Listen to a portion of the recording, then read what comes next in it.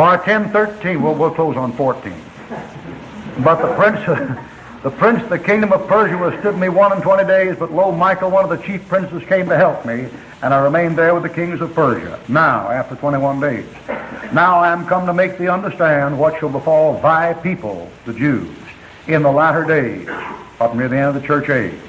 For yet the vision is for many days. All right, now we're going to Daniel 11 tonight.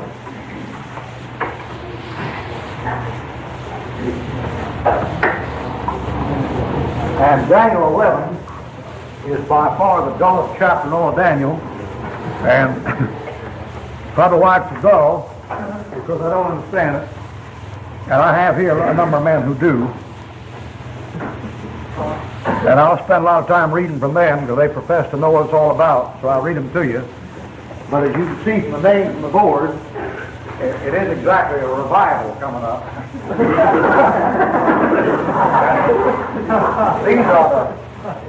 These are the names of people who are supposed to be prophesied about in that chapter. Now, I'll be right frank with you. I've never been fully satisfied in my mind that the events in that chapter refer to these things.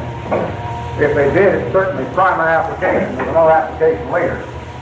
But I'm going to read you what they have to say about it. It's going to be pretty long, pretty dull, and then we'll try to get to the meat of it quick over to the tribulation passage. Now, to understand this thing here, need some kind of a little map.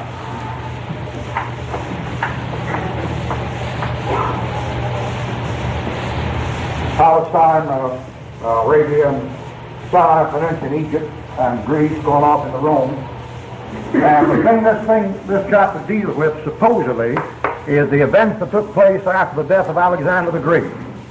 And the main subject of this chapter, supposedly, is the king of Syria, who at this time includes almost all of Palestine and runs up into here, and that's Syria.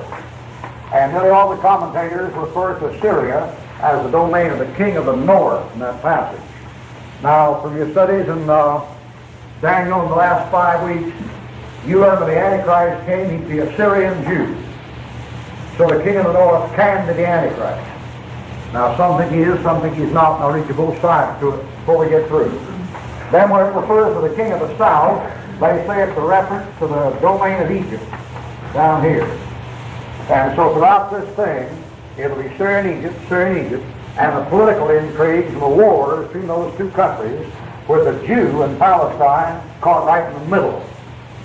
And the thing that's bad about this information we're going to study is all the information that I want to give you tonight from all these writers, any of them, James Paulson, Brown, Lang, Dumoulin, Adam Clark, Matthew Henry, Schofield, Pettengill, Bones, any of them, comes from two sources. And the first is Josephus' work called the Jewish Antiquities, or Wars of the Jews. And the second source is 1st and 2nd Maccabees. And I'll tell you, when you get those apocryphal books, I'm just a little bit edgy. So I've never bought it fully, but I'll read you what they have to say. All right. Now, before I get into this, go back to 10:20 and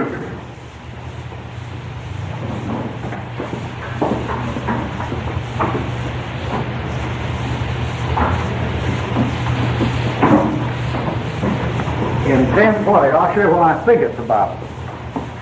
10:20, then said he, knowest thou whereof I am come to thee?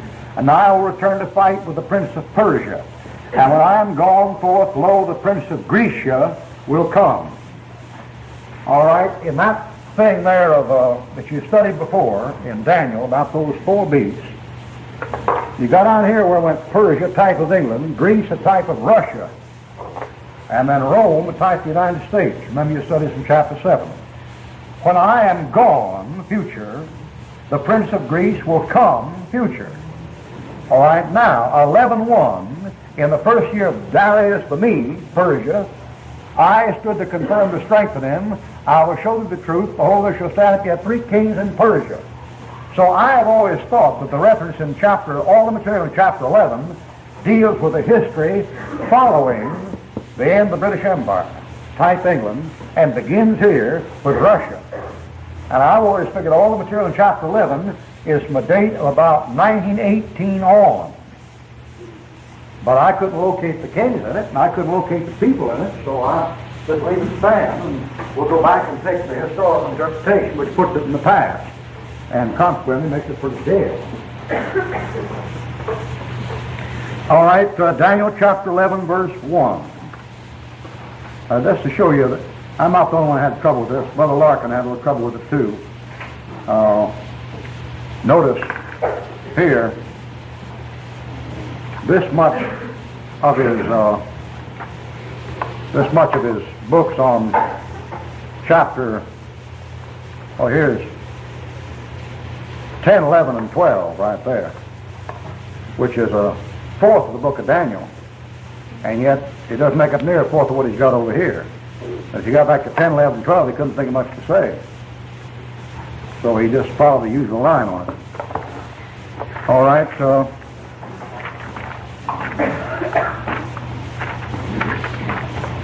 11:1. Also in the first year of Darius the Mede of Persia, even I stood to confirm and to strengthen him.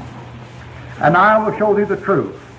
Behold, there shall stand up yet 3 kings in Persia, and these 3 kings are given all the commentaries, and probably by Schofield, as Ahasuerus, Artaxerxes, and Darius. Is that in the Schofield margin? Is that given? Yes. All right. And the 4th, called Darius, Hystapes, or Hystapes, or you take your pick. And the 4th shall be far richer than all, and by his strength through his riches he shall stir up all against the realm of Greece. All right, now that's how most of them handle it. But Bullinger has considerable evidence from the back of one of his companion's Bible in the appendix that Artaxerxes and Ahasuerus are all titles for Darius, and old Bullinger insists that these 3 here are all the same king. That these things here are titles that Darius bore, and they're not the name of the king at all. And he got pretty good proof. And he gets his proof from that big old stone they found over there. You may have seen pictures of it. A great big old thing about 90 feet high with inscriptions and figures on it carved out of the side of a mountain. That thing called the Behistine, Behustine stone, or what? Something. Behistan. 1,700 feet high, between Baghdad and Iran. All right, 11:2. The 4th shall be far richer than all, and by his strength through his riches he shall stir up all against the realm of Greece. I was talking about a Media Persia over here, getting mad at Greece over here. 3, and a mighty king shall stand up. They say Alexander the Great. Does Schofield say that? Is that there anywhere? All right, and a mighty king shall stand up and shall rule with great dominion and do according to his will. Alexander the Great. So this last Persian king stirs everything up against Alexander the Great over in Greece, and Alexander the Great whips him, and of course that's history. Verse 4, and when he shall stand up, his kingdom shall be broken, and shall be divided to the 4 winds of heaven. And we studied that. When we studied the he-goat, the ram smacking each other, and the 4 horns busted up. So Alexander's kingdom goes into 4 pieces, and the 4 pieces it goes into are Greece, first half, Asia Minor, the second half, or second fourth, Syria, the third fourth, and Egypt, the fourth, into 4 places, 4 parts. And not to his posterity, that is, Alexander's children don't get it, nor according to his dominion which he ruled, for his kingdom shall be plucked up even for others beside those of his own children. And the king of the south shall be strong. And what does he say there? Ptolemy of Philadelphia, Ptolemy Soter, what does Schofield have?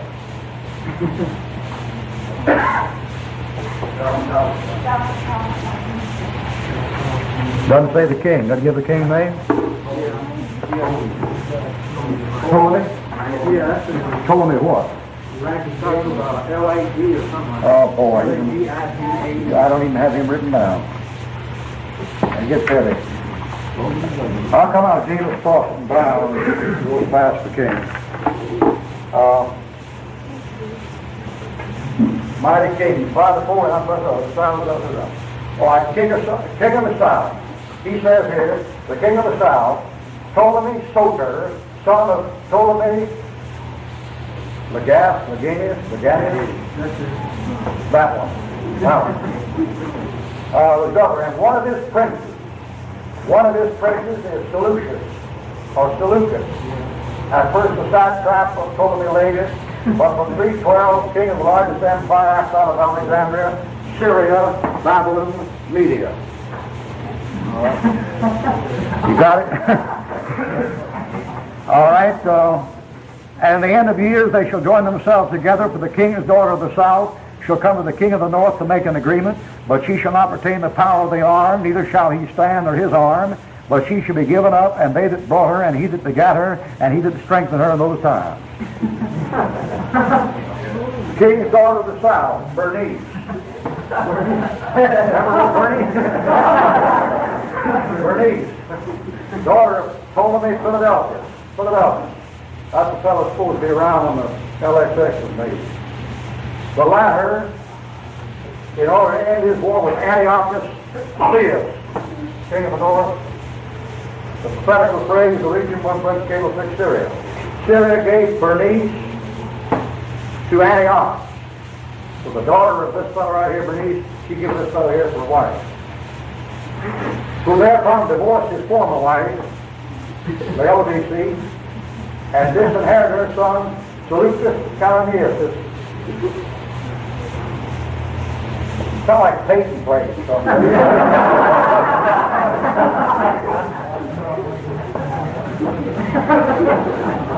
The designation king of the north and of the south is given in relation to Judah. She shall not even affect the purpose of the alliance. Ptolemy having died, Antiochus took back Laodicea, who then poisoned him, and caused Bernice and her son to be put to death, and raised her own son, Seleucus Nicator, to the throne. Neither shall he stand, the king of Egypt, his arm, Bernice her offspring, they that brought her, the attendants of Egypt, he that begat her. I don't know. That's it. So that's Maccabean history.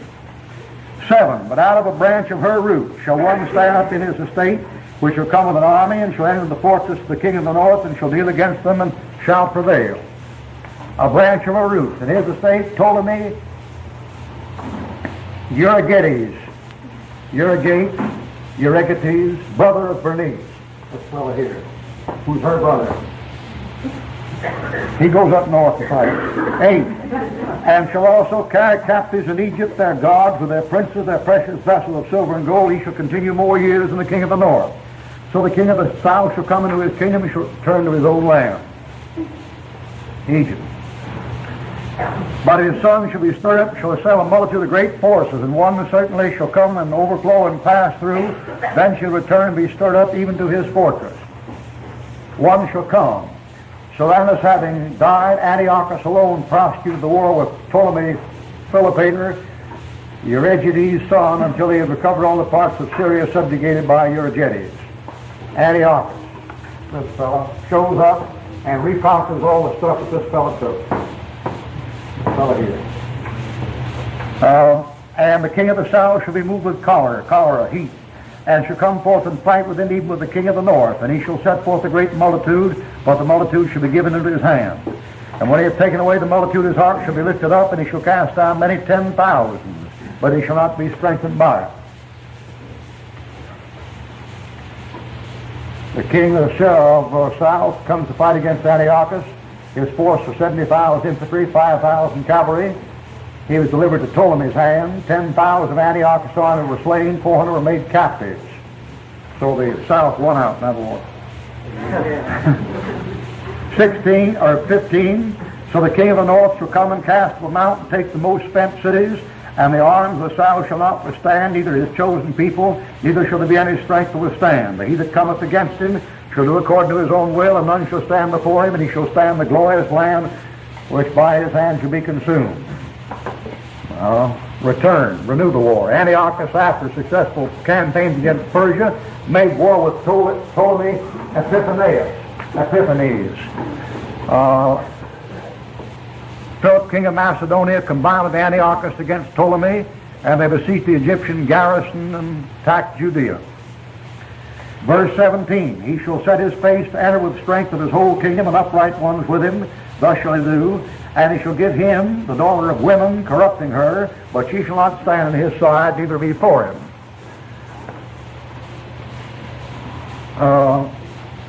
Upright ones, the Hebrews, says here. Thus shall he do.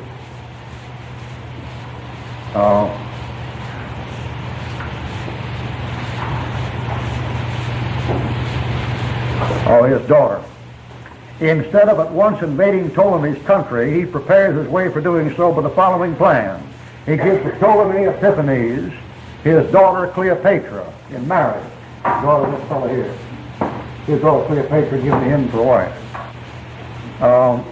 Promising Syria and Judea as a dowry. But Cleopatra favored her husband rather than her father and defeated his scheme. She shall not stand by his side. So it says in 17, she shall not stand on his side, either before him. After this shall he turn his face to the isles, and shall take many, but a prince for his own behalf shall cause the reproach offered by him to cease. Without his own reproach he shall cause it to turn upon him. Then he shall turn his face toward the fort of his own land. He shall stumble and fall, and not be found.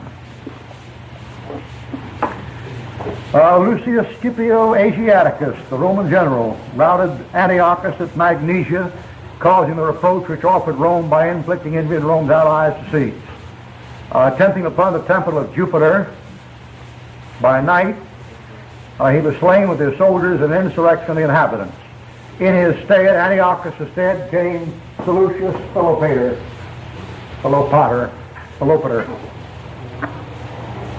In his stead. You know, you can take a course like this in college and spend $300-400 on it. That's right. And ask you questions at the end of the year, you know, who was Seleucus Philopater's father and who was his cousin and who married Bernice's brother and all that kind of business. Let's see. Well, 20. Then shall stand up in his estate a raiser of taxes and the glory of his kingdom. Now I'm going to start. Now, whatever that thing was to verse 20, I'll leave it stand where it is. But when we get to 20, I'm going to start getting back in the Bible. I've had enough Philopater and Seleucus, Philopoli, and Ptolemy to do me for a lifetime. And when we get to 20, I know where I am. There shall stand up in his estate a raiser of taxes. Now, I know what a tax is. It ends in X, I know what it is. A tax. Well, when Jesus was born, his foster father and his mother went to Bethlehem, Judea, to be taxed under Augustus Caesar. Type the Antichrist. Fellows, the power to tax is the power to corrupt. So from here on, 20 and 20, 21 and 22, we're dealing with something that has something to do with the Antichrist. All right, 20. Then shall stand up in his estate a raiser of taxes and the glory of his kingdom. But within a few days he should be destroyed, neither in anger nor in battle. And then he's replaced. Whoever this thing was that came in, he comes in, he's Roman, and then he's destroyed, and then he pops back up. Or at least in his estate, in the same place he was in, shall stand up a vile person to whom they shall give the honor of the kingdom, not give the honor of the kingdom, but they're not just handed over to him, but he shall come in peaceably. Now I know where we are there. If it's Roman and tax you and saying peace, I know where that is. But he shall come in peaceably and obtain the kingdom by flattery. The Bible said, he that flattereth his neighbor, even the eyes of his children shall fail. Elihu says to Job, if I were to speak to my neighbor flattery, lest the Lord take me away, and obtain the kingdom by flatteries. So it's obviously type the Antichrist. All right, now put beside James Foss and Brown, I'll come quickly through Larkin on the same ground, and we'll get it in the Bible.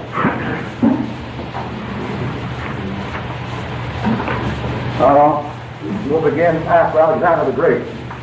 The prophecy now narrows down to two of the four kingdoms in which Alexander's great empire was divided. And the reason is clear. Gabriel told Daniel the prophecy belonged to Daniel's people, and the glorious land lay between Syria on the north and Egypt on the south. So the prophecy narrows down to the kingdom of the north and the kingdom of the south, which makes good sense. All right, there was peace between Egypt and Syria during the reigns of Ptolemy Soter. and Seleucus Nicator, north, south. But the land Ptolemy Soter abdicated in favor of the son Ptolemy Philadelphus, south, whose half-brother had married a daughter of Antiochus Soter, north, who had succeeded Seleucus Nicator, king of Syria. This marriage led to war between Syria and Egypt, north and south. Antiochus Soter was succeeded by Antiochus Suez, north, who continued the war with Ptolemy, Philadelphus. At length, at the end of the years, Ptolemy, Philadelphus, offered to Suez, this bird down here, his daughter, Bernice. If I can get it a lot clearer than this Boston Brown, I can almost follow that. Almost. And Ptolemy gives his daughter, Antiochus Suez, north, as a bride for peace, his daughter Bernice, from a large dowry. On condition the Syrian king would declare his former marriage to Laodice void, and her two sons illegitimate. The compact was carried out, but when Ptolemy Philadelphus died, his daughter Bernice could no longer retain power of her arm, for Antiochus was put her away and took back his former wife, Laodice. But neither did he himself stand for Laodice, distrusting his motives, poisoned her husband, and so it's a nice bunch of folks. But Laodice persuaded Seleucus to have Bernice assassinated, and her child, out of the branch of her root, means an offspring of Bernice's parents, refers to the brother of Bernice, Ptolemy Euergetes, who succeeded his father, Ptolemy Philadelphus, south. Well, it's about the same, it'll go on and on. All right. Verse 22. And with arms of a flood shall they be overflown from before him, and shall be broken, yea, also the prince of the covenant. Oh, here's a vile person. He's connected with the raiser of taxes. He comes in by peace, and he's called a prince. And he makes a covenant. And he makes a league. What else you studied in Daniel, that fellow will be easy to identify. Come back here and pick up Daniel chapter 9. And Daniel chapter 9, notice in verse 25, the prince is Messiah, but in verse 26, the prince of the people that shall come with a flood and war. So he said, arms of a flood shall be overflown from before him and shall be broken. Yea, also the prince of the covenant. All right, now it says in verse 27, Daniel 9:27, he shall confirm the covenant with many for 1 week. So what you have over there in Daniel chapter 11 at this point is the Antichrist. And he's a vile person. He comes in by peace. He's called a prince. He makes a league with another prince and then breaks the covenant in the middle of the week. All right, Daniel chapter 11, verse 23, and after the league made with him, he shall work deceitfully, for he shall come up and shall become strong with a small people. Interesting thing. I mean, it implies there won't be a major nation. Now, if it's a Syrian Jew, the small people may be the Jewish people. But in other places here, they're called the holy people. He shall become strong with a small people. The Antichrist, when he comes out of obscurity, evidently. He shall enter peaceably. Now, he said it twice. He shall enter peaceably, even upon the fattest place of the province, and he shall do that which his fathers have not done, nor his fathers' fathers. Now, that expression is strongly Jewish. Notice the God of his fathers in verse 37. The God of his fathers, verse 37. That which his fathers have done. Indicating, as we said before earlier studies, that the Antichrist is Syrian Jew. And Syria, in the Old Testament, comes down across here, this area here, and includes Moab over here. And I gave you reference after reference after reference in Revelation Daniel to show the Antichrist, a Syrian Jew from Moab. Judas Iscariot, a man of Cariot. 24. And he shall do that which his fathers have not done, nor his fathers' fathers. He shall scatter among them the prey, and spoil, and riches. That is, he'll be a conqueror, like his fathers of Jews before him have not been. And he shall forecast his devices against the strongholds even for a time. How long was the time? It'll be a year. And he shall stir up his power and his courage against the king of the south with a great army. And the king of the south shall be stirred up to battle with a very great mighty army, but he shall not stand. For they, the antichrist up there in verse 24, the people he has a league with, they shall forecast device against him, the king of the south. Yea, they that feed in the portion of his meat shall destroy him. The king of the south be betrayed by his own people. And his army shall overflow, and many shall fall down slain. And both these kings' hearts shall be to do mischief, and they shall speak lies at one table, like the League of Nations, the United Nations. And it shall not prosper, for yet the end shall be at the time appointed. Then shall he return to his land with great riches, and his heart shall be against the holy covenant, and he shall do exploits, and return to his own land. At the time appointed he shall return and come toward the south, but it shall not be as the former, or as the latter. Not as the first visit down there, or the last visit down there. Now, I'm on conjecture here, but here it looks like. It looks like somewhere here you've got a Syrian Jew. And that Syrian Jew, you wouldn't believe it, will be elected as a pope, as a Roman. And there's going to be a war between Italy and Egypt. And Egypt's going to fall. And this fellow here is going to make one visit over Jerusalem back. That's the former. And after he whips Egypt, he goes back again, and that's the latter time. The former and latter time. And up until this time, he's not the son of perdition. He's the man of sin. The first 3.5 years. And he came peaceably. Peace.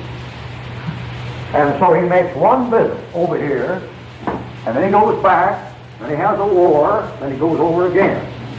Former. And he goes back, when he goes back to Rome for 3.5 years, and then in the middle, breaks the covenant. And the next time he comes back, after breaking the covenant, he doesn't come back like his former visit, when he was just a pope, or his latter visit, when he was the man of sin, the first 2.5 years tribulation. He comes back as the devil incarnate and goes to Jerusalem and sits down in the holy place on the mercy seat and runs the world.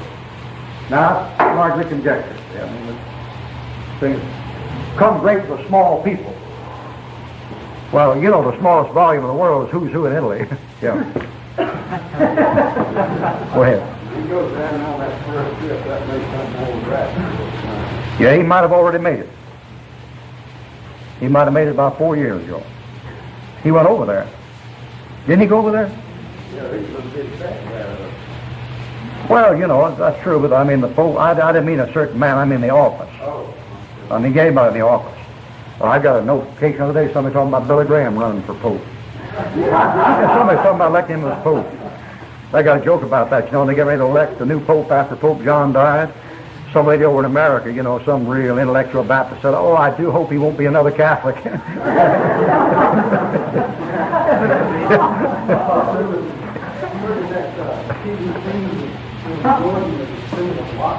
Now, what is that now?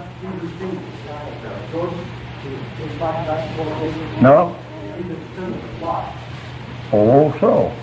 The Pope and brothers, one of them got a kingdom, the two brothers, one of them's in Syria and one of them's in the Jordan. Well, he'd match it real good. Yeah, that'd match it real good. That'd be a half-breed Syrian, Hamitic, Moabite. That'd go real good. Yes. Well, this is when Egypt laid down for 40 years. When did that take place? Egypt barren for 40 years. I don't know about that. Where's that? Egypt being barren for 40 years? Well, Egypt has said that there'll be no life for 40 years. Where's that at? Can you show it to me?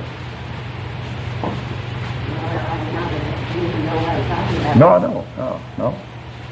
It was barren 7 years in the time of Joseph at 40. For 40 years that Egypt's life was in there. And no one read that. I don't remember that. If there is a verse like that, to be in the prophets. Be in the prophets. I'm not familiar with Mr. Leach. I never heard of that. The reference you gave of In Numbers 14:33, 34, stated on this chapter, you mentioned 40 days and 40 years. Yeah? And that is talking about. No, what she got in mind in the scripture, it'll be somewhere in the prophets. Ezekiel, all right? Ezekiel 29:12. Oh, yeah, you're right. All right, 29, beginning in 11. No foot of man shall pass through it, nor foot of beast shall pass through it, neither shall it be inhabited 40 years. That's right. And I will make the land of Egypt desolate in the midst of the countries that are desolate, and her cities among the cities that are laid waste shall be desolate 40 years, and I will scatter the Egyptians among the nations and disperse them through the countries. At the end of 40 years will I gather the Egyptians from the people where they are scattered, and bring again the captivity of Egypt, and will cause them to return to the land of Papyrus, the land of habitation, and they shall be there a base kingdom. It shall be the basis of the kingdoms. Neither shall it exalt itself any more above the nations, and it shall no more be the confidence of the house of Israel. Well, that'd have to be in the millennium. And the 40 years have to be before the millennium.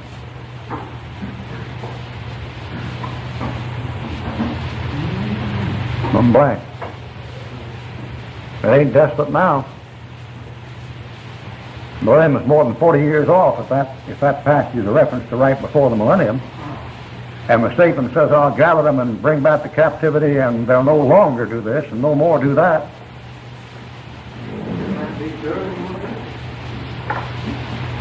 Could be. Yeah, it could be that. At the end of 40 years will I gather, disperse 40 years into the millennium, and then brought back? Yeah, maybe. Has it already happened? Madam? Has it already happened? I don't know. I never thought about it before, really. I mean, I never connected. I read that thing, but I never connected with anything that we're working on right now. I didn't get the connection. I probably figured that was a judgment on Egypt in the past. Verse, well,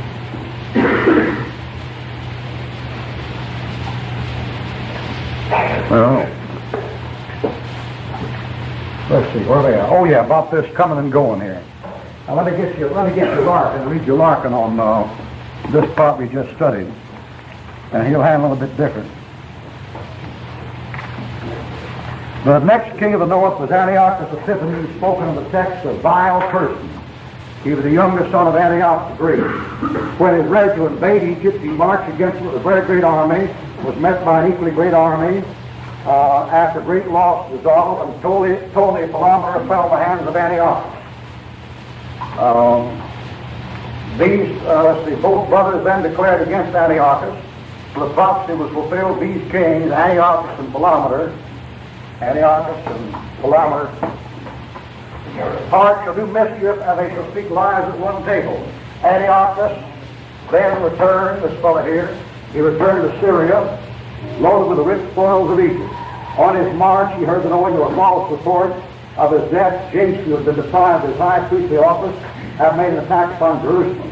Choosing to regard this as a revolt of the Jews, he assailed Jerusalem, slew 40,000 inhabitants, sold as many more slaves, and plundered the temple, carrying off treasure, a value of 1,800 talents. Again, he sent his troops in Egypt to fall again. Antiochus then withdrew his army in Egypt and vented his fury upon the Jews in the glorious land. In the fearful massacres, persecution blew from the temple, described in the first book of Maccabees. In doing this, he repaired the massive walls around the tower citadels of David, and in order to enforce the Jews, upon the Jews, their sanctuary is profaned, and the offering and sacrifice prohibited, an idol altar built to Jupiter, upon which swine's flesh was sacrificed, to an image placed over it. This was the abomination that maketh desolate, spoken of in the text, but not the abomination of desolation spoken of by Christ, that is still future. It is very important right here. Note that all that has been recorded from verse 21-31 has reference to Antiochus Epiphanes and not to the Antichrist or any other person, and was literally and completely fulfilled by him as foretold. So there is absolutely nothing in these verses left for the future. I don't believe that. Not at all.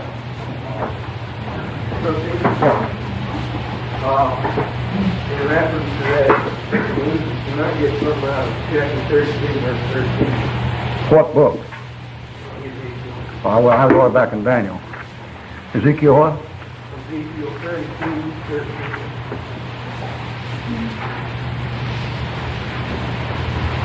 Like what now? And you said that Ezekiel, like in connection, he had the problem. I don't see much in 32:13. Well, it seems like it's tribulation. And you got that marked as an expansion. 32:13? Well, yeah, but what's that got to do with the 4 years?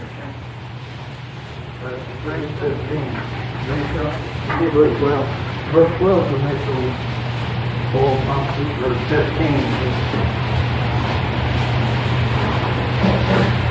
Oh, I see.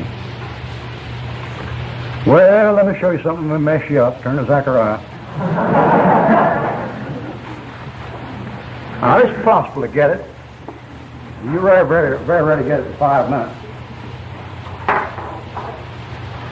All right, Zechariah chapter 14.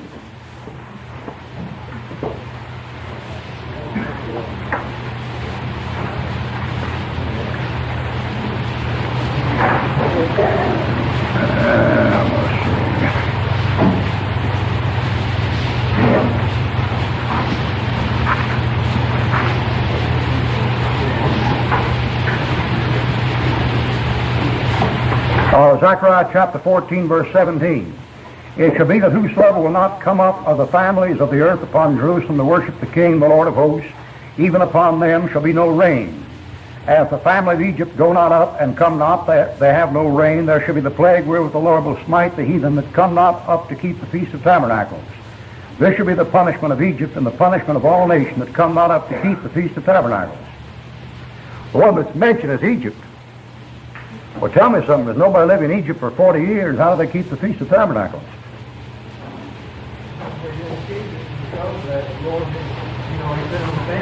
Yeah, but the reference you gave me over there in Ezekiel chapter 32 had nothing to do with Egypt not coming up the feast. It had to do with the Advent. Like you just said.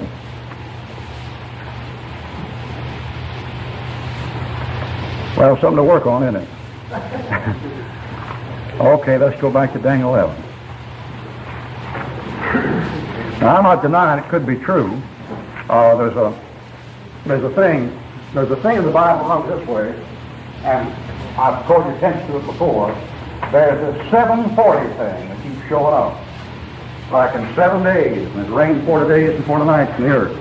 Now think about the spies search out the land 7 days. And the Lord says you're going to wander 40 years in the wilderness. And those 7s and 40s are not even, there's not one number between them in a King James Bible. Now in the originals there might be, but the originals aren't as reliable. And so what you got there, you got that thing that goes along, so there's 7 and then 40, and there's 7 and 40, and sometimes there's a chapter between the 7 and the 40, and there's no number in the chapter. Now if you get messed that English, you're messing with something. Boy, there's one back there, there's some back there, something, the guy says, I want to bring 7 mules, loads of burdens full of earth that some cause, and then a whole chapter goes, and then somebody says there's a famine in the land 40 years. And there's a chapter between them, and the number 1, 2, 3, 5, 6, 7, 8, 9, 10 is not in the chapter. No other number occurs between the two numbers. So there's this thing of 7 and 40. Now if that's tribulation, then this has to be millennium, and if that's millennium, then the first 40 years out of that 1,000 years may have some significance. And that thing on Egypt could go in there, see? It could go in there, but it's got its problems. And also, people who are judging the nation, and all the calendar about being dead for 40 years. Yeah, you could maybe do that. Of course, that thing, the way it is, it's going to have reference to more than Egypt. All right, Daniel 11, verse 30. Oh, it's 9 o'clock. Daniel 11, verse 30. Now, this passage runs from verse 20, or verse 21 down to 29. I apply to the Antichrist, although all the other writers apply it to Antiochus Epiphanes. who lived back before the time of Christ. But I've had enough of Ptolemy and Bernice and the Gaia and the Seleucids and the Epiphanies to last me for a coon's age. And I never did like Latin or Greek. I just never did. I don't like the names. The language has a deadness to it. It has a gar, hutos, cosmos, you know what I mean. I'm sure you Greek students are sympathetic. and the Latin is even worse. I mean I could tell you which language was best, but it wouldn't do you any good. 30. For the ships of Chittim. Chittim is usually identified in the maps as Cyprus, and most of the commentaries accidentally will let slip Rome. When they're trying to identify Chittim, they'll make it Rome and Cyprus. For the ships of Chittim shall come against him. Now, I don't know what that refers to, but back there in the time of Balaam's prophecy, I think Balaam mentioned it. Yeah. Numbers chapter 24 in regard to the second advent.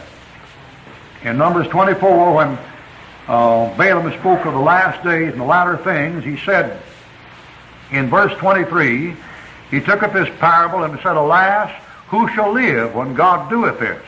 And ships shall come from the coast of Chittim, and shall afflict Asher, and shall afflict Eber, and he also shall perish forever.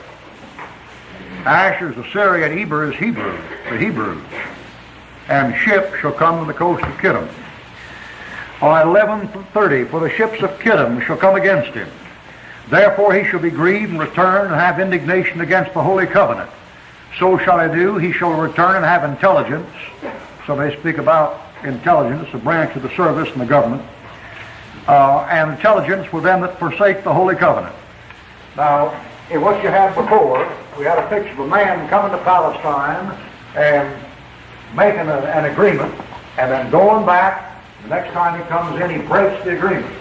And when he breaks the agreement, he makes a covenant with people who are against the covenant and against the Jews, and makes alliances with people who are out to kill him.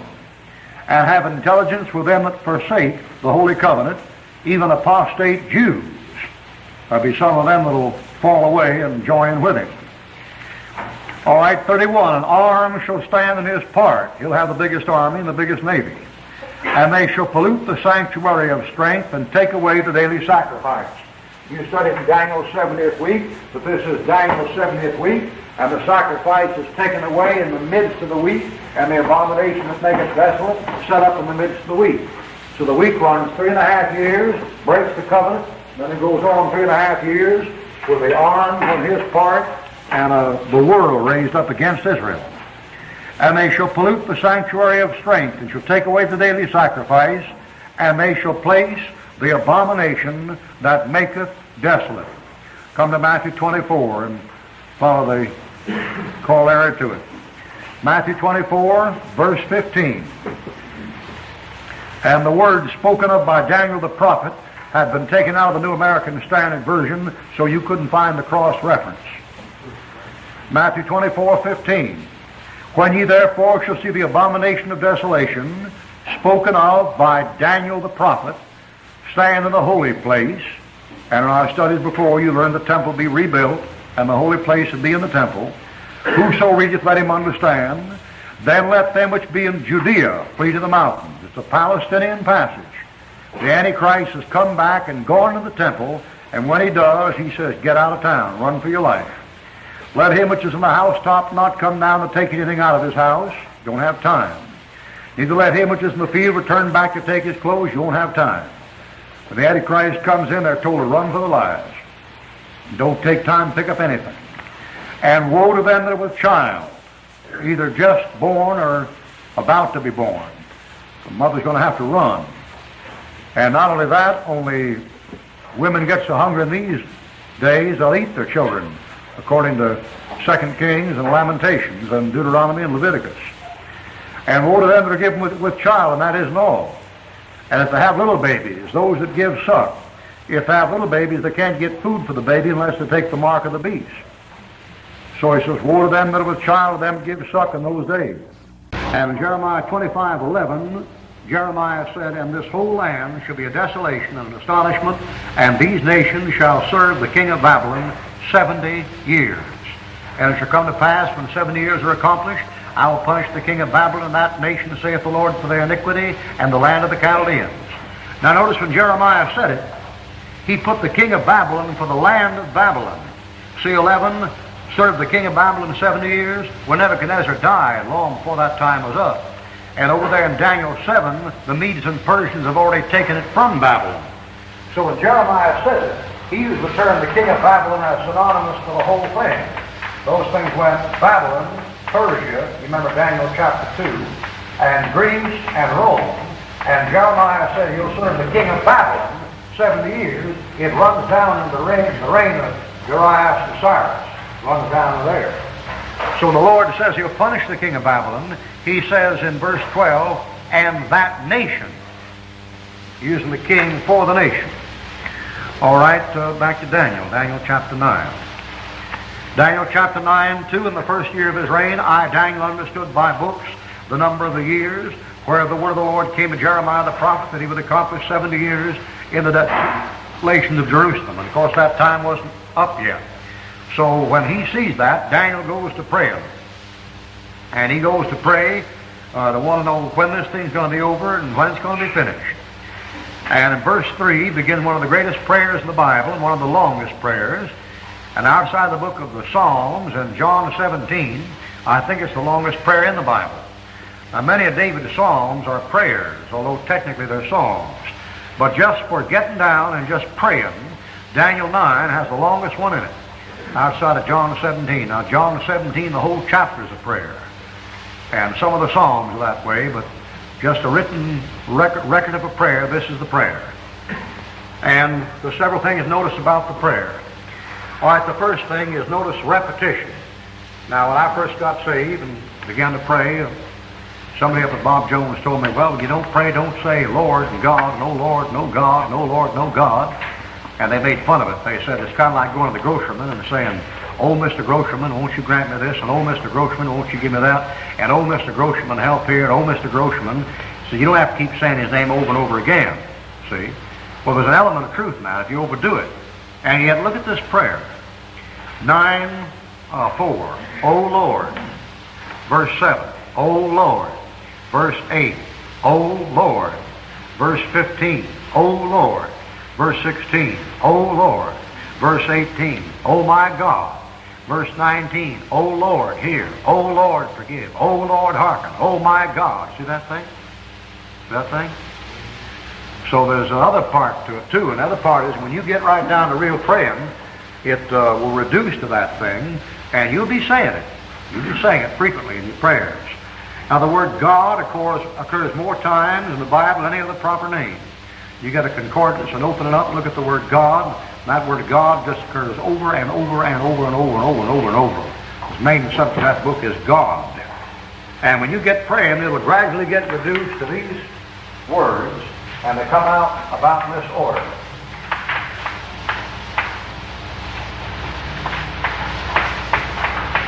And then that, as the praying goes on, will get reduced to this, and then just this.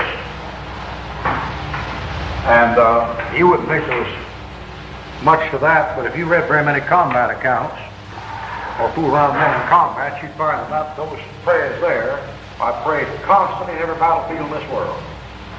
By every tongue, every language. And even the atheists get caught doing it. My atheist many times in a stress of circumstance and suddenly said, oh God help me, and then suddenly realized he was being kind of a hypocrite. Yes.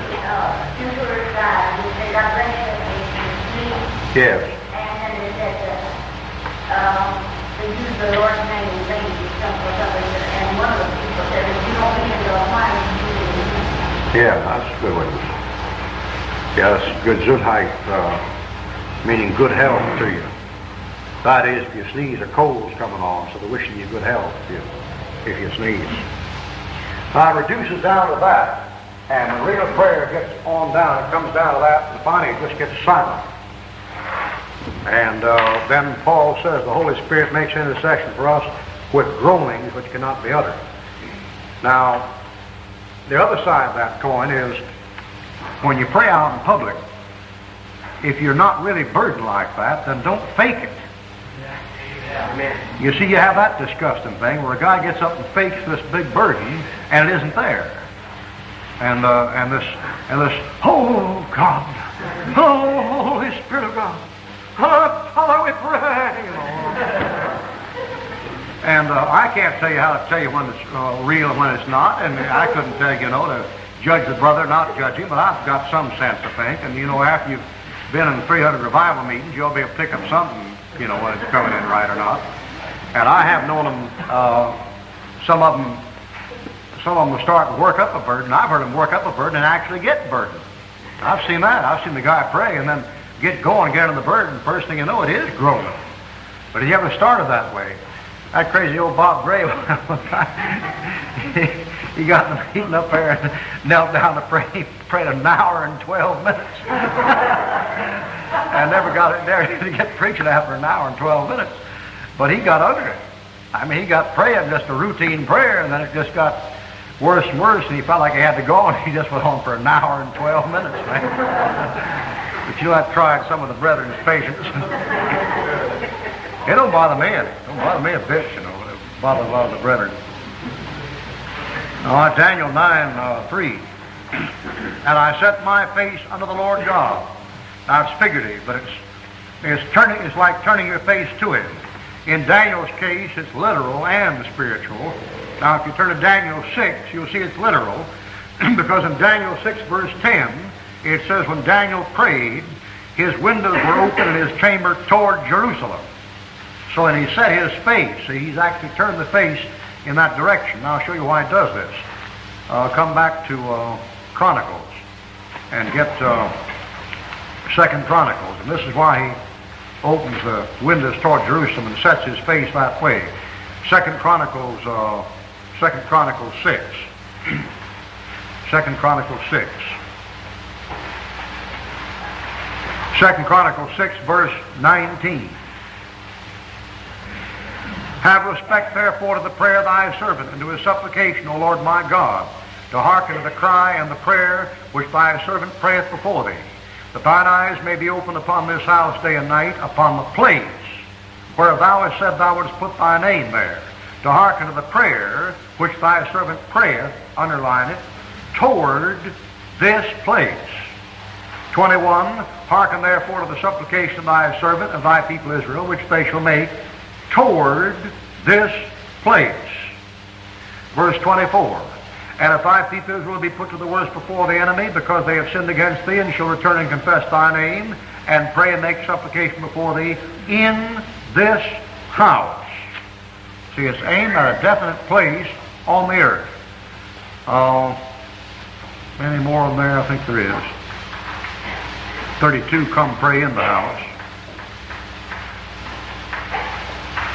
Yeah, 34. If thy people go out to war against their enemies by the way that thou shalt send them, and they pray unto thee toward this house. Verse 37, which is Daniel's case. 37, yet if they bethink themselves in the land where they are carried captive, like Daniel was, and turn and pray unto thee in the land of their captivity, like Daniel is doing, saying, we have sinned, which Daniel prays. We have done amiss, which Daniel prays, and have dealt wickedly, which Daniel prays. And if they return to thee with all their heart and their soul in the land of their captivity, where Daniel is, whither they have carried them captive, where Daniel was, and pray toward their land, which thou gavest to their fathers, and toward the city which thou hast chosen, and toward the house. See that thing? The prayer, the face is faced toward the land, toward the house, and toward the city. Then hear thou from heaven, so forth and so on. All right, Daniel 9, verse 3. Daniel 9:3. And I set my face to the Lord God. Now notice it's also spiritual. To seek by prayer and supplication with fasting and sackcloth and ashes. That is, setting your face toward a thing is determining and making up your mind to go through it. I set my face to the Lord God to seek by prayer and supplication with fasting and sackcloth and ashes. Now, that's an Old Testament situation, and the Lord doesn't expect you to walk around with sackcloth and ashes on. He said, anoint your head that you don't appear to fast. But the fasting is found in the book of Acts. And the fasting is found in Pauline ministry.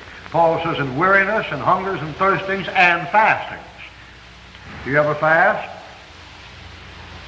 I mean voluntarily. I bet you not many people fasted before or on Christmas Day. The time to fast there had been afterwards. I tell you, I would have enjoyed a fast about the 26th of December. I'm telling you, I hate it just came out my ears. I hate Christmas. I just hate it. I just hate it. I just can't stand it. The whole thing just went up there and sat in a house and just sat in the house for 3 days. Just sat in the house and ate. And cookies and candy and turkey dressing and turkey gravy and stuffing and icing and cake and fruit cake just coming out your ears. Anyway, to celebrate the Lord's birthday, if it was the Lord's birthday. And that fasting is in the New Testament, and I've done it, and maybe it's kind of holiness, you know. Maybe it isn't very good Baptist, but I could care less. If I were you and I was praying about something and got no results on it, I'd try that before I gave up. I'd try that. Lady wrote me a letter from up in Virginia and asked me to deal with some fella, a son she had going down to Pensacola Junior College. He lived in Pace. And there's some credit court over there, and she wanted to have me deal with him before I got back home. And I went over there once and went to the credit court, and nobody in there knew the guy, where he lived, what his name was. I dumped out tracts of 4 traders and trusted one of them to be it, which he wasn't. And then about a month went by, and I went back over there again, and I found the trailer he was in, and he wasn't there, his roommate was there, and dealt with his roommate, a real nice boy, you know. And gave him a tract, and they went on back and phoned him up the telephone, told him I'd try to catch the boy, and then by then, a week before Christmas, he was gone. And the mother on the phone appreciated my trying to contact him, and she was real burdened about him, and she said, well, I've talked to him and tried to get him saved, and she said, he's a place now where he won't hear me and just gets mad, and said he didn't want to hear nothing more about it. And she said, I'm just praying out my wits' end. She said, do you think I should fast? And I told her, yeah, try it. And she said, well, I've tried everything else. And she said, I thought maybe that might do some good. Well, yeah, try it. Yeah, try it. All right, 9:3, I set my face to the Lord God to seek by prayer and supplication with fasting. Now, fasting does a couple of things that you wouldn't know it did those things till you tried it. And thus saith the Lord of hosts, the fast of the 4th month, and the fast of the 5th, and the fast of the 7th, the fast of the 10th, shall be to the house of Judah joy, gladness, cheerful feast. Therefore love the truth and peace. In other words, the fasting is a time of rejoicing, not a time of sorrow, and going around your face along with a horse's face, saying, I've had nothing to eat for 2 days. I've been on a fast now. Some of the brethren do like that. I had a fellow I used to travel with would come there and say, I fasted 10 days now. I've taken a bite for 10 days, you know. Well, if you're going to brag about it, I don't know if it does any good. And he said, over there in Zechariah, if you fast, he said, did you fast unto me, or did you do it because of this, that, and the other?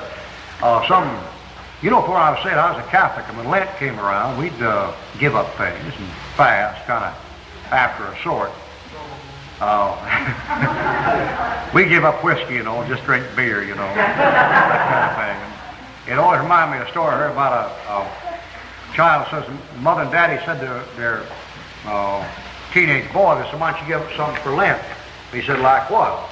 He said, well, just give up something. Well, your mother and I have given up something. He said, what are you giving up? And the father said, well, your mother and I have given up, let's see how that thing goes, giving up whiskey for beer or something. And no, he said, should I give up candy? And they said, I've got it all wrong. You tell it. Who had it? What was it? Somebody had it right there. It was about that candy. That was it. Say, Mother and I give up liquor. And he said, well, I saw you drink some beer. And the daddy said, we gave up hard liquor, but are drinking beer. And the kid said, I'll give up hard candy and just eat chocolate. That's it. A lot of those fasts are like that. But fasting will do a number of things. Now, fasting will get you weak. So weak you can't hardly walk. And it's a strange thing when you get really weak like that. Now, you just have to try it to know what I'm talking about. It's strange how things that ordinarily would have a hold on you begin to lose the hold. Now, I can't explain it, but I've been through it. It's strange how disinterested you get in things around you. It's a peculiar thing. And about the first day, it's just, the agony of the damned, get to the first day. But you get to the second and the third day, and you'd be surprised how everything just kind of slips away from you. And after a couple of days, you lose hunger pangs, too. Now, your stomach will start gargling and making a strange noise on you, the first day. And you get hunger pangs about the second, but after that, they go. And if you can get through 3 days, you can get through a week. Get through a week. I take, milk and water, liquid, but no food. And after 3 days, you can run through about a week without much trouble. And the next thing about that thing is, you'd be amazed, and when you get weak and helpless like that, how much then you tend to lean on the Lord more. So, there's something to it. And it's like when Paul says, "I'll glory in mine infirmities, for when I am weak, the power of Christ rests upon me." See, it's like that. And it's just kind of like when you're all full of hamburgers and fried chicken and French fried potatoes and steaks and onions and Whataburgers and malted milk, but there's just kind of a lack of sensitivity to things spiritual. All right, Daniel 9, verse 3. And supplication with fasting and sackcloth and ashes. The sackcloth indicates the body torn and rent as in death. The ashes signify buried, ashes to ashes, dust to dust, like dying. And I prayed to the Lord my God, and made my confession, and said, O Lord, the great and dreadful God, keeping the covenant, mercy to them that love him, and to them that keep his commandments. And quoting passages from Deuteronomy. Under the law. Here's the confession. 5, we have sinned. That's the confession. And notice it's called out directly, just like it is, and where he begins, we, later on he substitutes I. That goes from the nation of the man. All right, 5, we have sinned. Now, if a nation wants to get right, or a church wants to get right, that's the way to begin. We have sinned and committed iniquity. Can you imagine Americans praying like that as a nation? Isn't that, what in the world is a nation talking about? In God we trust, in one nation under God, and the guy gets up there, you never heard a president in your life open a section of Congress with, we have sinned. You never heard a congressman open it. You don't pray like in Jesus, Lord, forgive our sins. We're asking for you. Yeah, that's making intercession. Whether to work in the sense of holding off judgment or getting mercy, it may not work in the sense of restoring everybody to fellowship that hadn't confessed in themselves. See, you can't restore the guy's fellowship for him, but you can hold the hand of judgment back off him maybe by making intercession. Moses does it. Moses goes up there and gets praying and said, now God, if you do this and that and this and that and this and that, well, the devil's going to hear about it. They're going to have a bonfire down there and rejoice and have a big blowout and call you a liar. And so the Lord didn't do what he said he'd do to his people, but that didn't mean that they got right. They didn't get right till Moses came down off the mountain and broke the commandments and made them drink the stuff in the brook. All right, 9:5, we have sinned. How'd you like to? I just wish one time Congress would open that way. I just like to see somebody, Congressman so-and-so, would you open the House section in prayer and have the guy stand up there and say, we have sinned. My goodness, man. You could bet you'll be running out the doors and windows. Well, I bet you they haven't heard that word in Congress for months and months and months, man. Sin, that's the word. Start on a day of college in prayer, each classroom begins. We have sinned. And we'll start a classroom out at the University of Florida. We have sinned. We might as well say it, you have. Or, before I was saved, I went to the Episcopal Church, and we had a prayer. I've come to appreciate it much more through the years. I mean, back in those days, it was a ritual, and I wasn't saved, so I really didn't know what I was saying. But we'd say, we have done those things which we ought to have done, we've done those things which we ought not to have done, and there's no help in us. God be merciful to us miserable sinners. Now, I've prayed that prayer many a time in church. But you know, it's just like our Father in heaven, hallowed be thy name, kingdom come, what we've done. You know, Mary had a little lamb, please white as snow, everywhere in Maryland, lamb sure to go. And you just memorize those things and say them, you know. But you know, after you've been saved, you know, about 10 or 15 years, that thing really got some meaning to it, man. I mean, we have done those things which we ought to have done. Amen. And we have done those things which we ought not to have done. Amen. So it all cancels out. And there's no help in us. In my flesh goeth no good thing. God be merciful to us miserable sinners. That's a good one. That's a good one. But you don't see it till you get saved. Yeah. Let me ask you something kind of off subject, but if in praying, can you refer to the Psalms and quote them if you come from your heart? Sure. Yeah, that's what they're there for. The Psalms to show a man how to pray. All right, 9:5. We have sinned and have committed iniquity. And the slight distinction, but they're not worth going into. Iniquity is the involvement that comes from wrongdoing, and the sin is the act itself, and have done wickedly, and that's in relation to your fellow man. Not merely sin; all unrighteousness is sin, but some sins you wouldn't classify as doing wickedly. See, if you're describing it, but that too. And have rebelled, and that's rebelling against God here, even by departing from thy precepts and from thy judgments, which is true. Neither have we hearkened to thy servants the prophets. The Lord sent men to preach to them, gave them the word, they wouldn't listen to them. Neither have we hearkened to thy servants the prophets, which spake in thy name to our kings, our princes, and our fathers, to all the people of the land. True, it's a complete confession. O Lord, righteousness belongeth unto thee. True confession. But unto us confusion of faces as at this day. Faces confused. It's the look on a person's face when they're confused. It's this, you know, where's the turn? How do we get out of here? Where's the road out? Where we're at, man? It's that thing. Confusion of faces. Confusion of faces, not knowing where to go, what to do.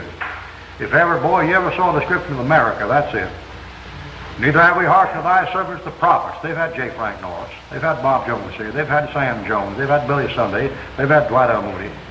And the presidents just didn't listen. And the governors didn't listen. And the priests didn't listen. And the cardinals didn't listen. And all the people of the land, they didn't listen. And he says to the men of Judah, to the inhabitants of Jerusalem, to all Israel that are near and far off, even the Jews of the dispersion rebelled, through all the countries whither thou hast driven them, because of their trespass that they have trespassed against thee. That is, a nation is torn up and destroyed because of its sins, not its economic system, because of its sins. O Lord, to us belongeth confusion of face, to our kings, the leaders, to our princes, the leaders, to our fathers, the elders, because we have sinned against thee. See, that's the name of it, just like it is. That's the only way to do it. Sin basically is against God.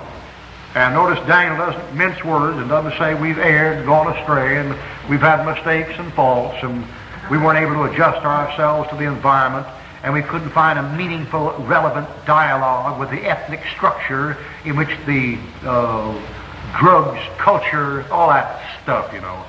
I got a paper the other day from it's called Human Events, a real right-wing paper. And if Ruckman, unsaved fella, but he had a little quarter, that page on there says, telling it like it ain't. and then he had in there all these things I've talked to you about. I wish I could quote it. It's a masterpiece. And he had all these expressions that I'm telling you about, all used the way they use them. And his illustration of how we ought to talk was a sign found out in somebody's property in Arizona that said, in effect, it said, "This here I'm a warning to anybody trespassing these ground. You's going to get rewarded 2 mad dogs that bites and a shotgun full of buckshot, because I'm getting D-blank tired of folks crossing my land." And he said, that's the kind of language we need more of. The fellow said in that thing, see? I was telling it like it was, see? I mean, the guy was D-blank. His vernacular, you know. Wasn't saved, you know, but I mean, his vernacular, that's the way he felt about it, you see. And he had a couple of dogs there waiting to bite you. I'm going to shoot you if you cross the land, and told you so. See, that's the way, that's telling it like it is. And this fellow had all that stuff, you know, about the underprivileged classes and the ghetto not reading reaching a satisfactory communication, all this stuff, you know, some money gimmick. We have sinned, is what you want to say. 9. To the Lord our God belong mercies and forgiveness. Two things. Negative, mercy. Mercy is negative. It's good to have, but it doesn't give you any blessings. It's just the restraining hand. Forgiveness, that's positive. That's restoration to fellowship. Belong mercy and forgiveness, though we have rebelled against him. Neither have we obeyed the voice of the Lord our God, to walk in his laws, which he set before us by his servants the prophets. Yea, all Israel have transgressed thy law. It doesn't make any exception. We say all have sinned and come short of the glory of God. All Israel have transgressed thy law, even by departing. They might not obey thy voice. True of a Christian, you haven't always obeyed his voice. I mean, did you obey him every time he told you to witness? Did you obey every time he told you to pass out a tract?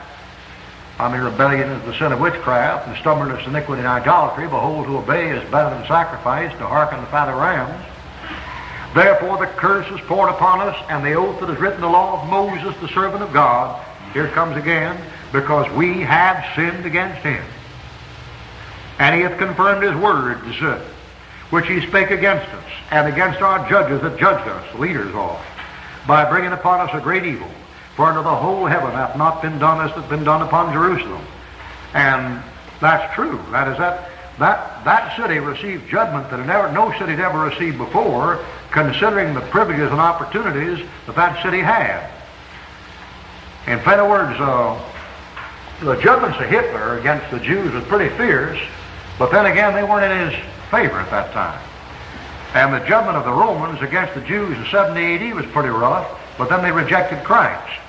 Now the judgments put against them here were the chosen people in the chosen land under the descendants of the son of David, Solomon, in land where they had peace and plenty, and every man under his fig tree from Dan to Beersheba all the days. And there was a land where God said, my eye is going to be on that place, my ear is going to be turned to that place, I'm always going to listen to that place, and that place would have the patriarchs behind it, and David and Solomon and the prophets ministering to it. And so when that place fell, boy, it was a wipeout. And the lesson isn't too hard for America. I mean, man, this country here, in spite of the woeful picture I paint, and I paint some pretty woeful pictures, but in spite of all the woeful pictures I paint, and Brother Hargis paints, and Brother McIntyre paints, you can still turn that radio and hear it, see? And there's still people putting out tracts. There are not many of them, see, but there are a few of them. And in Pensacola, you can still go into 20 churches where if you went up and asked the preacher how to be saved, he could tell you how to get saved. See? At least 20 of them. Maybe 25 or 26. And this country's had the greatest preaching and the greatest opportunity any country ever had. This country's had the gospel preached on television nationwide again and again and again and again and again and again and again. But when she goes, she's going to blow. She's going to blow. 13, as is written in the law of Moses, all this evil has come upon us, yet made we not our prayer before the Lord our God, that we might turn from our iniquities and understand thy truth. In this context, the Word, the Bible, the oracles given by the prophets. And the moral lesson again is obvious. When this evil comes upon you, then turn to the Lord in prayer. Get praying. Get praying. When a thing comes upon you, don't say, well, it's just luck or ironic stroke of fate, or we all have our bad times. Get praying. This evil has come upon us, yet we made not our prayer. When it comes, pray. If it doesn't stave it off, then you've done what you could. If it doesn't remedy it, you've done what you could. If it doesn't fix it up, you don't have to go through your life thinking, oh, if I'd only prayed about it. You know, it's a good idea to stay prayed up and stay thanked up. Because, brethren, we may all lose our shirt in 24 hours. I mean, I thank God for every day for just a piece of land to live on and just quietness and trees and bushes and flowers, a place to walk around in. I may not have it tomorrow. Well, wouldn't I be a consummate jackass if the Lord took it all from me tomorrow, the devil took it to somebody, and then look back and say, oh, I forgot to thank God for it when I had it. Well, while you've got it, you better be thankful. And then when the evil comes, then you better be prayerful. That'd make a good saying, huh? If you work that thing out. Something to be thankful, something to be prayerful. But this bunch of people here, the Lord dealt with them, and then when he dealt with them, they didn't get praying. All right, 13. and understand thy truth. Therefore hath the Lord watched upon the evil, kept it up, and brought it upon us. For the Lord our God is righteous in all his works which he doeth, for we obeyed not his voice. There it goes again. And now, O Lord our God, that hast brought thy people forth out of the land of Egypt with a mighty hand, and hast gotten thee renown, recognition, fame, as at this day, one more time, we have sinned. We have done wickedly, over and over again. O Lord, according to all thy righteousness, I beseech thee. Now look at the appeal. The appeal is made, O Lord, according to our repentance. O Lord, according to our prayer. I'm not saying the prayer will fix it. It's, O Lord, according to thy righteousness. That's going to have to be the grounds of the help. According to all thy righteousness, I beseech thee. Let thine anger and thy fury be turned away from thy city, Jerusalem, thy holy mountain, because for our sins and for the iniquities of our fathers, Jerusalem and thy people are become a reproach to all that are about us. Now therefore, our God, hear the prayer of thy servant and his supplications. Well, I'm over time, we can't stop here. And cause thy face to shine, advent literally, spiritually, in fellowship, upon thy sanctuary, the temple, that is desolate for the Lord's sake. It's desolate for the Lord's sake. O my God, incline thine ear and hear. Open thine eyes and behold our desolations, and the city which is called by thy name. For we do not present our supplications before thee for our righteousness. See that thing?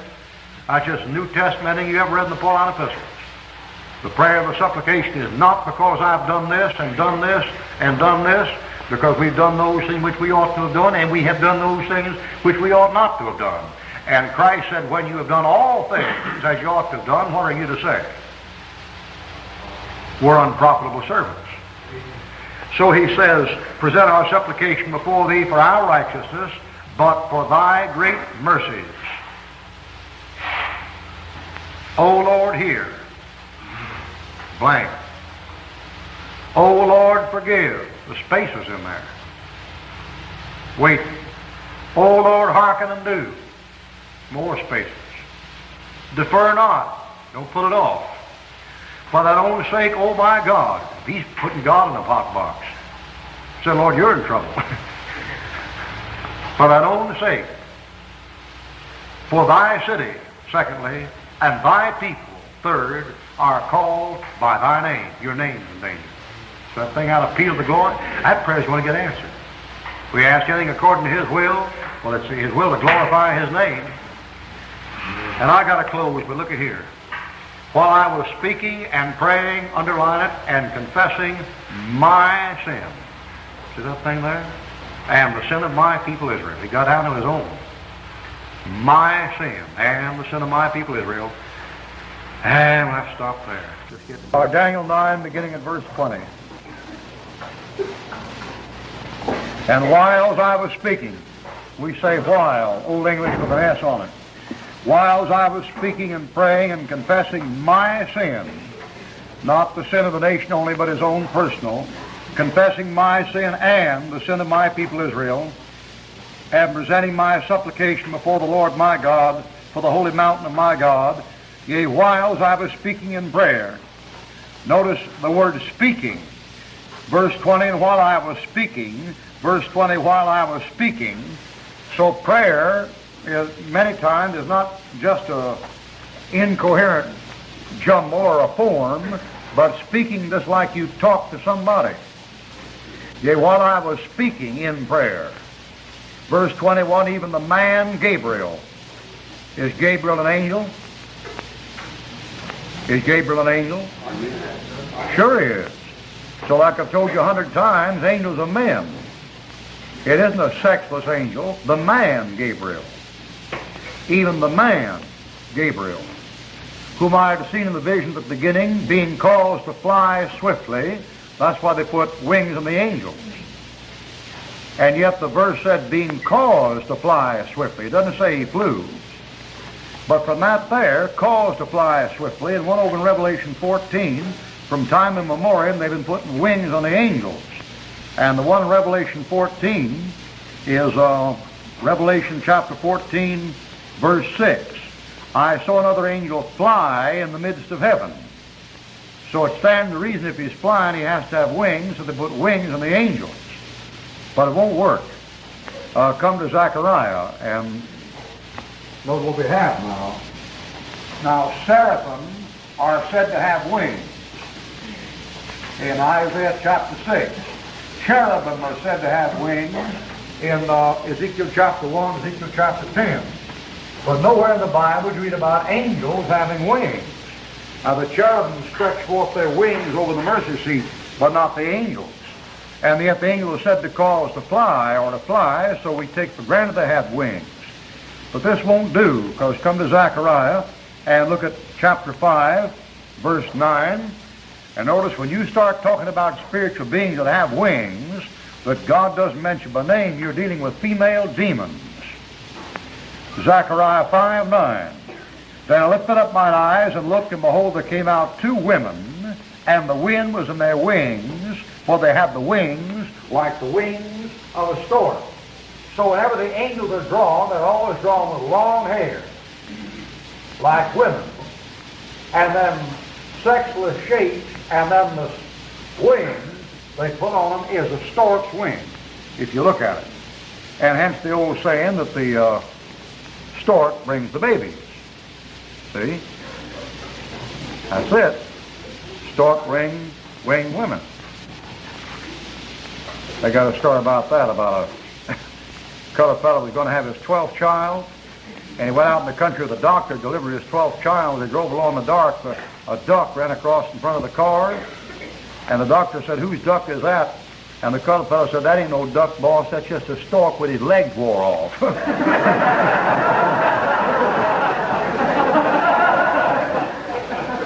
So they have that old business about the stork bringing the baby, and then they have jokes about that where if you're not too handsome, you say the stork that brought me made a crash landing. But it all comes from that. That's where it comes from. All right, Daniel 9:21. Yea, while I was speaking in prayer, even the man Gabriel, whom I had seen in the vision at the beginning, being caused to fly swiftly, touched me about the time of the evening oblation. The evening oblation is the evening sacrifice, coming around 3 o'clock in the afternoon. Hence the southerner refers to 1 o'clock on as evening. The southerner says, "I'll see you this evening." He means any time after 12 o'clock noon. All right, 22, and he informed me and talked with me and said, "O Daniel, I am now come forth to give thee skill and understanding. At the beginning of thy supplication the commandment came forth, and I am come to thee, for thou art greatly beloved. Therefore understand the matter and consider the vision." Now he says, 23, at the beginning of thy supplication I came forth, and yet evidently it took quite a time for him to get there. In Daniel chapter 10, we find the same thing again.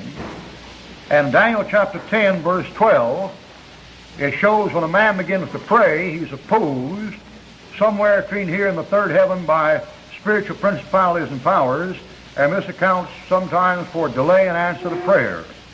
Daniel 10:12, then said he unto me, "Fear not, Daniel, for from the first day thou didst set thine heart to understand, and to chasten thyself before thy God, thy words were heard, and I am come for thy words. But the prince of the kingdom of Persia withstood me 21 days. But lo, Michael, one of the chief princes, came to help me." Michael's an archangel. He's not a prince of some country down here in the ground. Therefore, that prince of Persia is not somebody down here in the ground. Those are the principalities and powers spoken of in Ephesians chapter 6. 13, but lo, Michael, one of the chief princes, came to help me, and I remained there with the kings of Persia. Now I am come to make thee understand what shall befall thee. Well, that prayer was held up 21 days. And he got down and said, "Lord, give me the answer." And as soon as he asked for the answer, the Lord sent it. But then it took 21 days to get there. So Paul says we wrestle not against flesh and blood, but against principalities, against powers, against the rule of the darkness of this world, against spiritual wickedness in high places.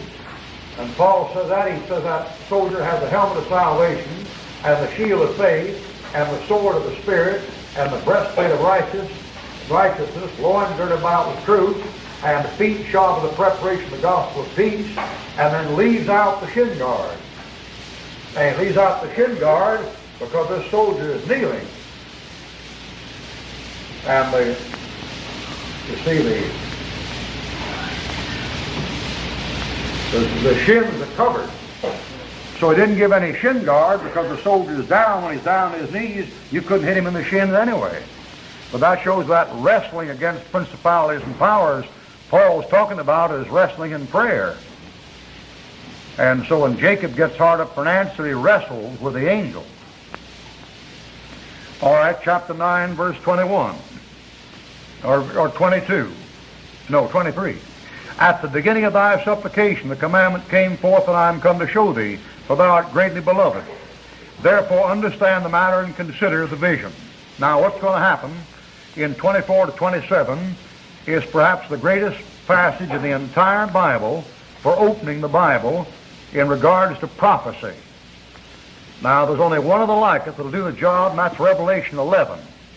Revelation 11 will open the book of Revelation. The book of Revelation will open the Old Testament. But if you don't have an understanding of Daniel's 70th week and get in Revelation 11, you may not understand why he keeps talking about 3.5 and 3.5 and 3.5 and 3.5. But if you get in Daniel 9, then you'll know why he keeps saying 42 months and 3.5 and all that. So this is one of the greatest places in the Bible for getting your prophecy straight, and no premillennial, no postmillennialist, and no amillennialist has ever gotten it straight. All right, here's the layout. 24. 70 weeks are determined upon thy people, that's Israel, and upon thy holy city, that's Jerusalem, to do what? 1, to finish the transgressions. 2, to make an end of sins. 3, to make reconciliation for iniquity. 4, to bring in everlasting righteousness. 5, seal up the vision. 6, seal up the prophecy. 7, anoint the most holy.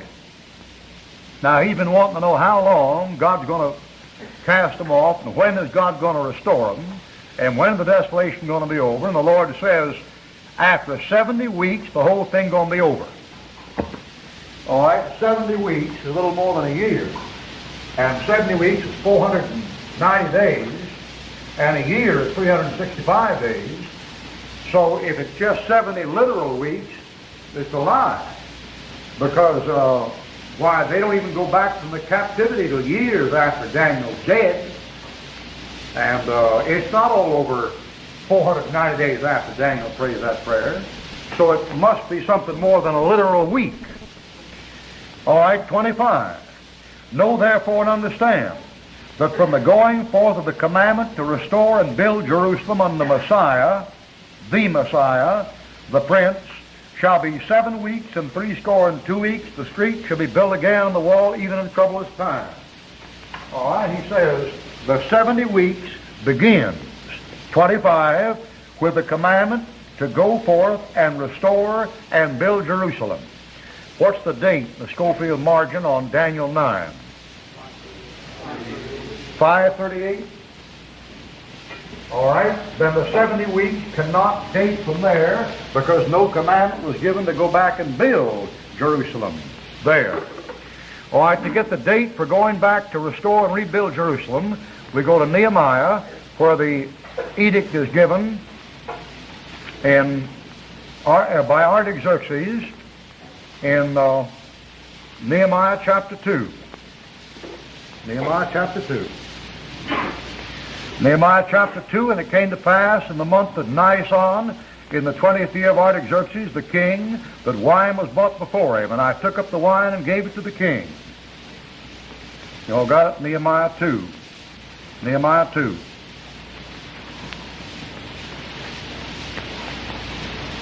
Old Testament, boy.